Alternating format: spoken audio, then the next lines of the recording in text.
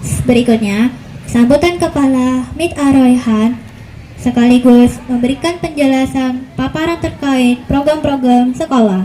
Kepada Ibu Laila Komaria, dipersilakan memberikan sambutan dan paparannya.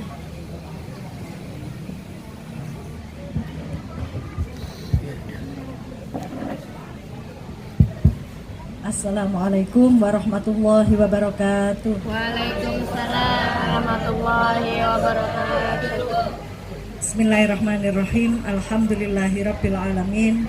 Wa bihi nasta'in ala umuri dunya waddin. Wassalatu wassalamu ala asyrafil anbiya'i wal mursalin sayyidina wa maulana Muhammadin wa ala alihi wa ashabihi ajma'in, amma ba'du.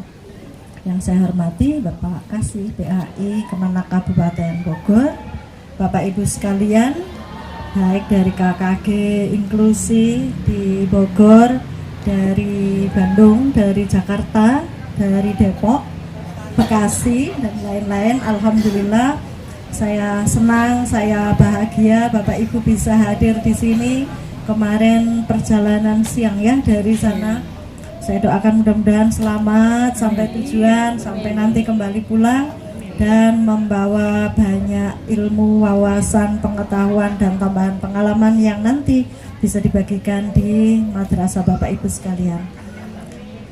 Alhamdulillah Bapak Ibu, ini tadi penampilan dari anak-anak kita yang spesial, sebagian dari 53 Pak, dari 83 anak-anak ABK kita yang sebagian tadi bisa kita tampilkan. Dan kita memang memulainya dari anak-anak saya seperti pembawa acara ya. Ini Mbak Tanaya sama juga dengan Mas Rifki, sama juga dengan anak-anak yang tadi tampil. Memang kita anak-anak yang berkebutuhan khusus kita latih untuk bisa berperan ketika kita ada tamu. Kalau yang sudah biasa lomba-lomba pidato, yang sudah biasa menghadapi itu mungkin sudah biasa di sekolah-sekolah lain. Maka kami, ayo yang ABK juga punya kesempatan untuk menerima tamu, untuk menyambut, walaupun dengan segala keterbatasan, kami mohon maaf.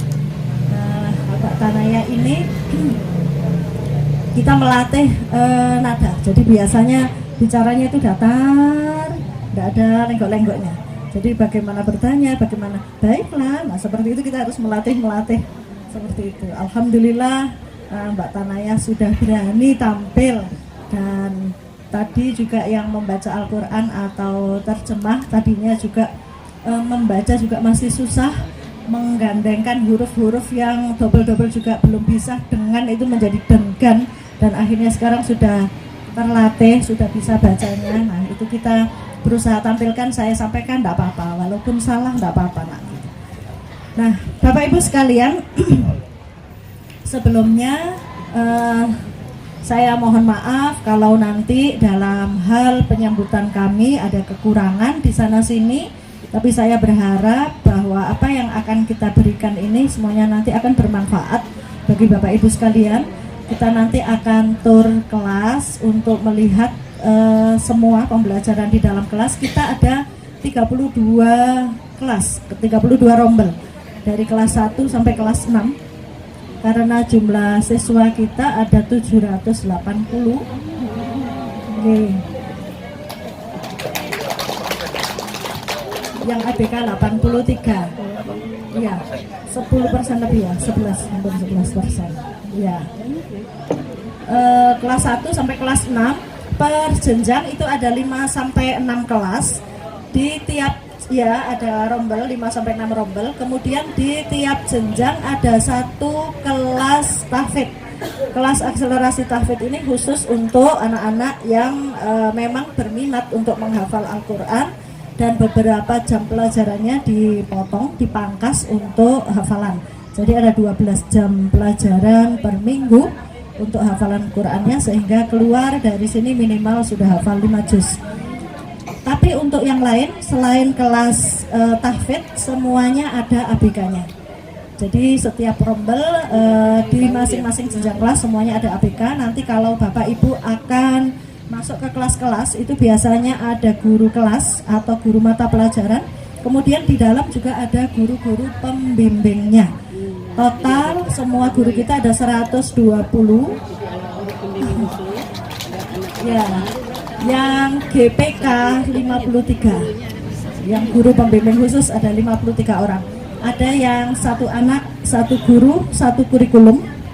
Ada yang satu guru, 2 anak atau bahkan 3 anak. Kalau misalnya anaknya sama-sama slow learner atau sama-sama tunarungu, itu bisa dijadikan satu guru di dalam satu kelas. Tapi kalau misalnya yang ini ADHD, yang ini autis, tapi mereka masih bisa di dalam kelas untuk sosialisasi, nah itu biasanya gurunya ada lebih. Jadi di kelas ada 2 guru, 3 guru, bahkan 4 guru, tergantung dari berapa banyak ABK di dalam kelas. Baik, Bapak Ibu sekalian, kemarin saya sudah mendengar dari Bu Mas Kana bahwa Bapak Ibu nanti ingin mengetahui tentang apa saja yang ada di kami selaku madrasah inklusi. Madrasah ini mendapatkan SK pertama kali tahun 2015, Bapak, bersama 22 madrasah inklusi piloting yang di awal, karena awal mulanya madrasah ini berdiri tahun 2008. Tahun 2008 masih 14 tahun ya. Tahun 2008 itu saya waktu mendirikan madrasah belum di sini, ada di rumah saya. Jadi rumah saya belakang ada pekarangan. Kita bangun ruangan-ruangan kelas untuk madrasah dunia. Jadi 4x6 ada 4 ruangan kita pakai. Sore madrasah dunia, kemudian pagi kita buat MI. Dulu masyarakat Lawang itu meminta saya untuk membuat sekolah formal karena madrasah diniyah kita waktu itu sudah 200-an siswa atau santrinya, dan prestasi madrasah diniyah sampai internasional. Iya, jadi tahun 2000 di madrasah diniyah kita, yang ingin saya sampaikan ini untuk kenapa sampai seperti ini, itu mungkin awal mulanya saya sampaikan. Jadi waktu itu saya baru menikah tahun 94. Kemudian tahun 95 ada anak yang ngaji di saya, 1 anak. Sampai 7 bulan anak ini, 1 anak. Tapi 1 anak ini saya perlakukan secara profesional. Artinya setiap hari ada absennya. Saya buatkan buku penghubung antara saya dengan orang tua, agar orang tua tahu apa yang saya ajarkan setiap hari. Kemudian saya kasih jadwal pelajaran. Dan saya berikan rapot setiap semesternya. Saya ketik sendiri, waktu itu masih mesin ketik manual, agar orang tua tahu laporan selama 1 semester ini apa saja. Setelah 1 semester itu 7 bulan, orang tua baru sadar anaknya ngaji dari awal dulu sampai berapa, kemudian pelajarannya apa saja, tidak masuk berapa kali, karena apa, sampai hasil ulangannya. Sejak 7 bulan itulah besoknya langsung ada nambah 11 anak. 3 bulan lagi nambah lagi 25 anak, terus bertambah. Akhirnya karena banyak, saya tambah lagi guru, saya tambah lagi saudara untuk ikut membantu. Nah, alhamdulillah tiap minggu pagi di depan rumah saya anak-anak latihan karate. Habis naik tingkat, ikut lomba ke kabupaten, ke provinsi, sampai tingkat nasional juara terus, Pak. Dan alhamdulillah sampai sekarang kalau misalnya KONI butuh untuk atlet, ambil dari kita. Itu dari madrasah dunia. Karena prestasi kita sudah sampai nasional, sampai internasional, itu beda dengan yang lomba qiraahnya, cerdas cermat Al-Qur'annya dan lain sebagainya.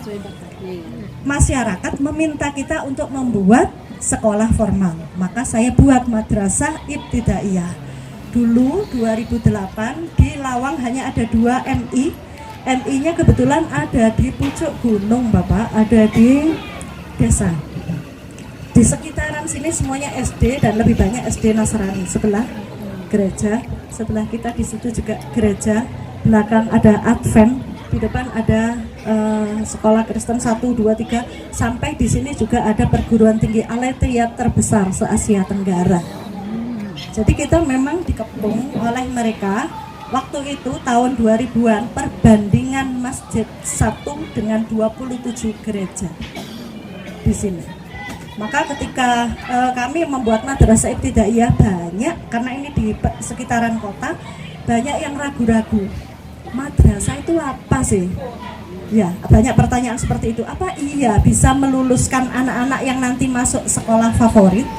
Mohon maaf karena waktu itu sekolah favorit di sini semuanya dari SD negeri.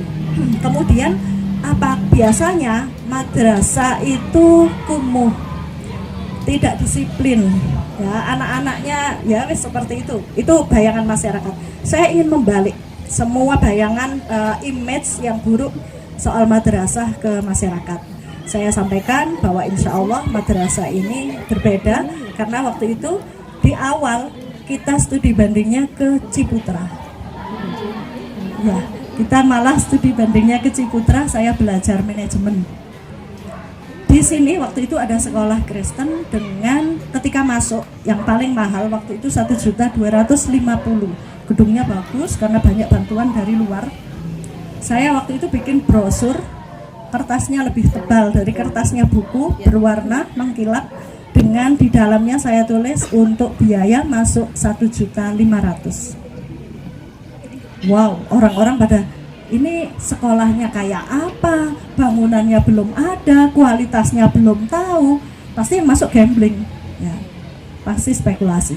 Saya waktu itu meminta Kiai Haji Tolha Hasan, Profesor Tolha, menjadi dewan pembina di sini. Kemudian beliau mengajak rombongan dosen-dosen Unisma untuk menjadi dewan pembina dan pengembang kurikulum, sehingga sama beliau disampaikan bikin madrasah yang sekalian bagus, jangan asal-asalan. Kalau bisa madrasah ini nanti akan menjadi ikon di Kota Malang. Nah, itu harapannya ya Tolha. Saya bilang insya Allah kita akan membuat madrasah yang berbeda dari sini.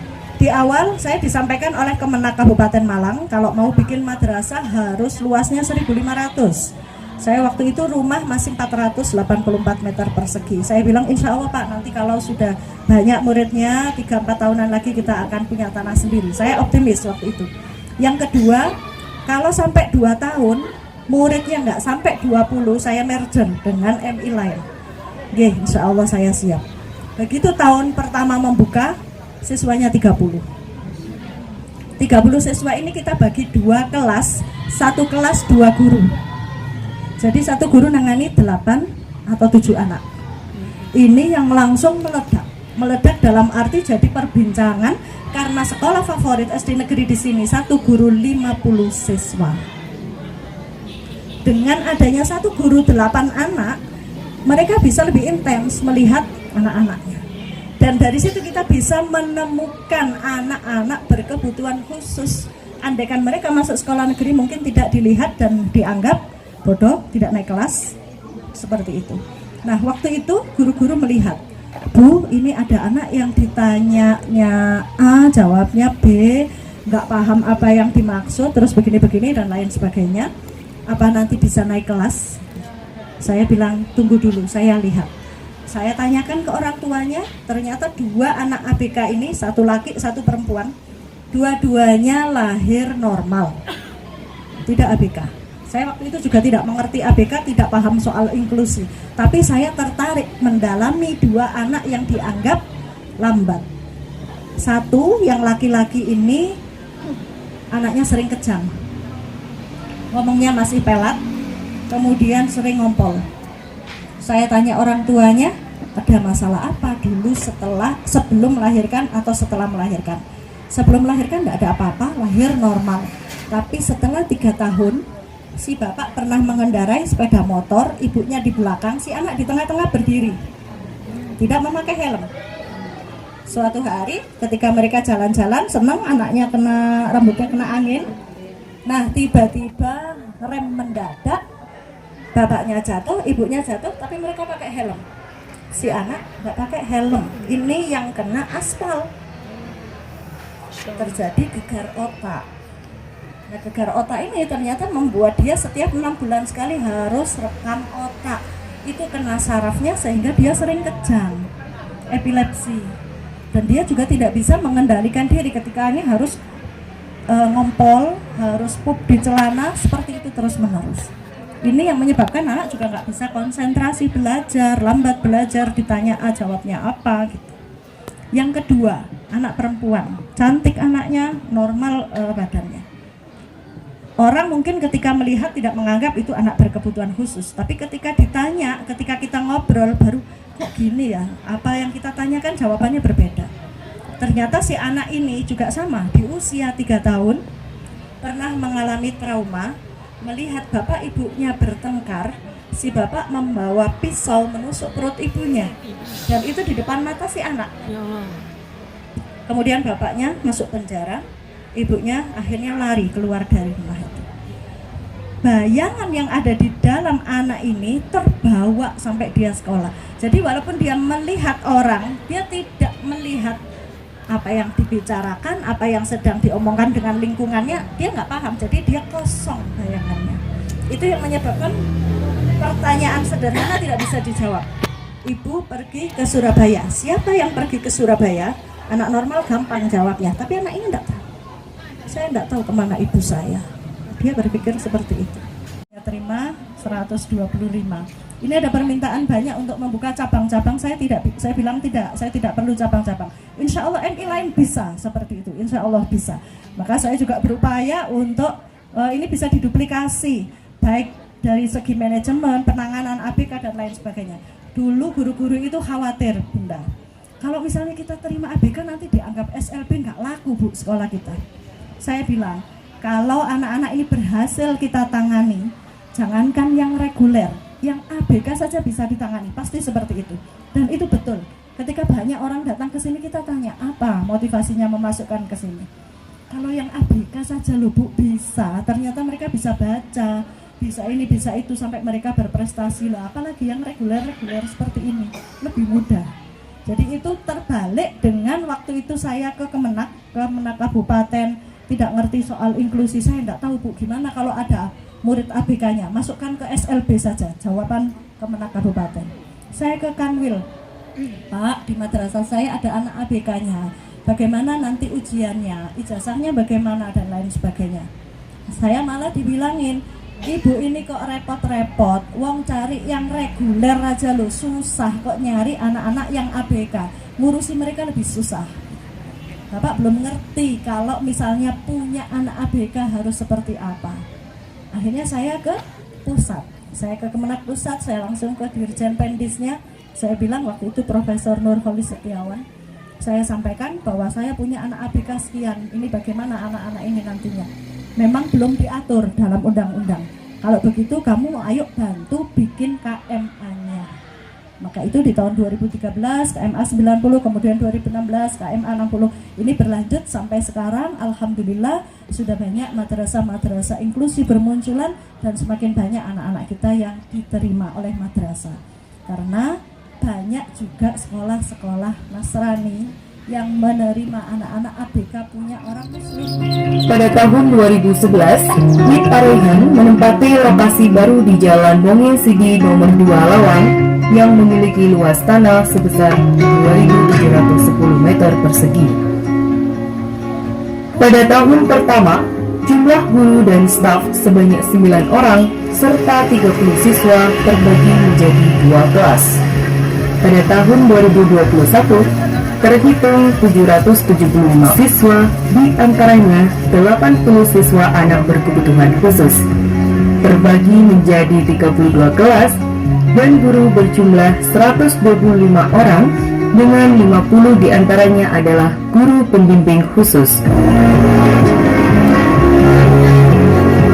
Adapun visi MIT Ar-Rayhan adalah terbentuknya generasi Indonesia Global Qur'ani dengan salah satu misinya yaitu meningkatkan kapasitas peserta didik baik spiritual, intelektual, potensi bakat dan minat anak, menjadikan mereka anak-anak yang berwawasan global walaupun tetap di dalam hati mereka menghormati dan mencintai Al-Quran serta berusaha untuk mengamalkannya.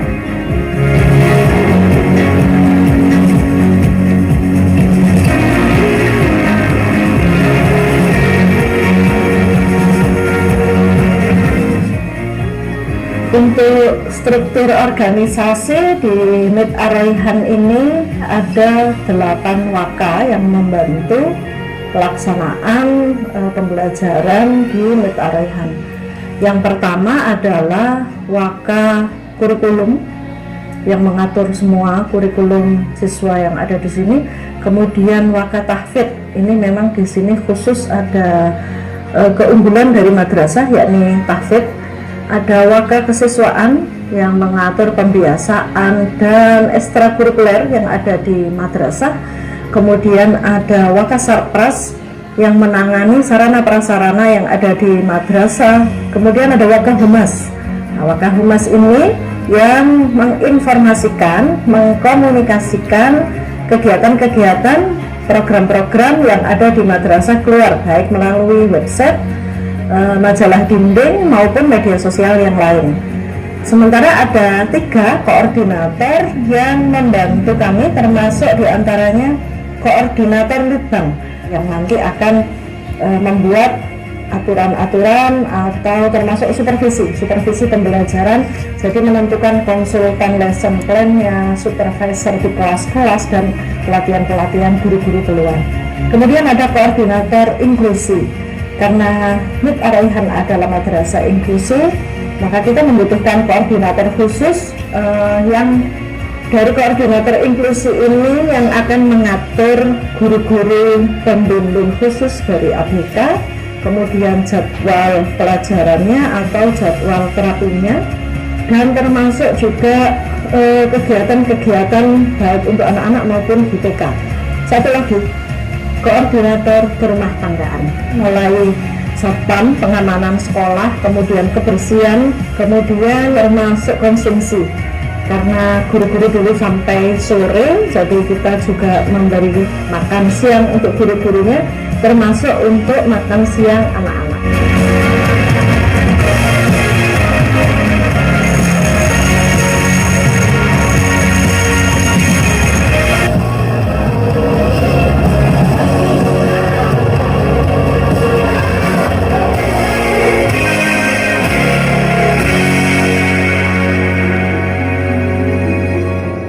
Yang pertama, kurikulum reguler. Yang kedua, kurikulum khas MIT Ar-Rayhan Malang, dan yang ketiga, kurikulum inklusi. Di kurikulum reguler, untuk mapel umum kita merujuk ke kurikulum nasional atau Kemendikbud. Sementara untuk mapel agama dan bahasa Arab, kita menggunakan kurikulum yang dikeluarkan oleh Kemenak. Dan untuk bahasa Jawa, kita merujuk ke Surat Edaran Gubernur Jawa Timur. Sementara untuk bahasa Inggris dan TIK, pilihan dari madrasah. Sementara untuk kurikulum khas tahfidznya, kita ada 2 kelas, yaitu kelas reguler dan kelas akselerasi. Di kelas reguler, minimal siswa sudah hafal 1 juz ketika dia lulus. Sementara untuk kelas akselerasi minimal 5 juz.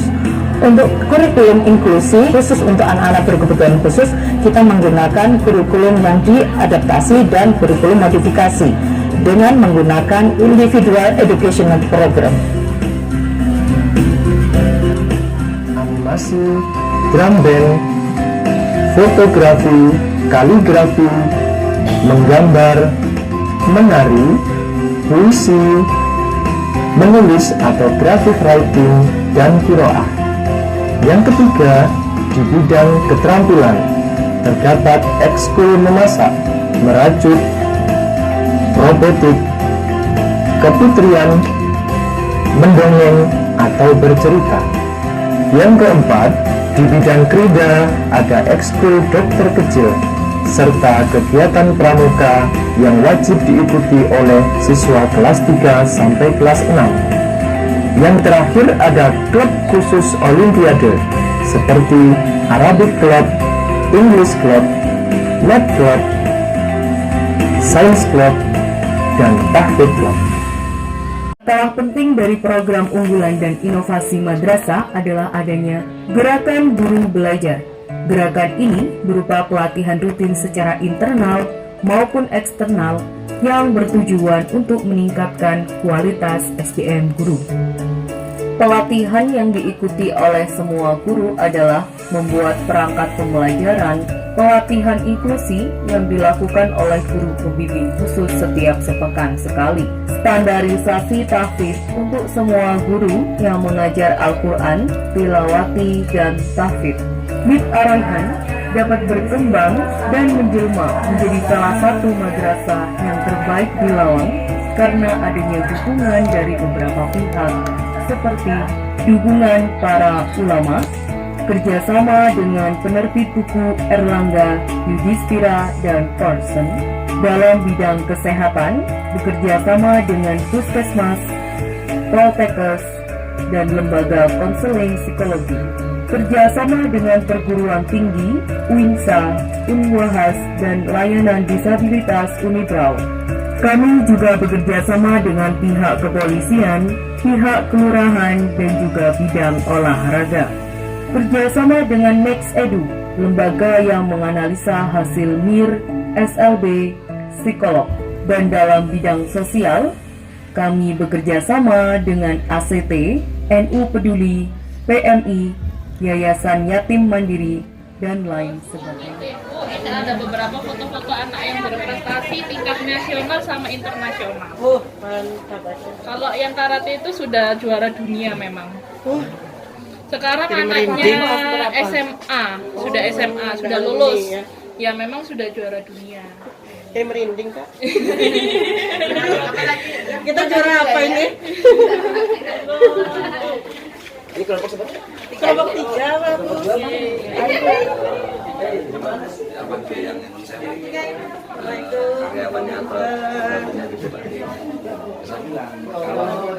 Ini ada pialanya anak tingkat kabupaten, nasional, sampai internasional.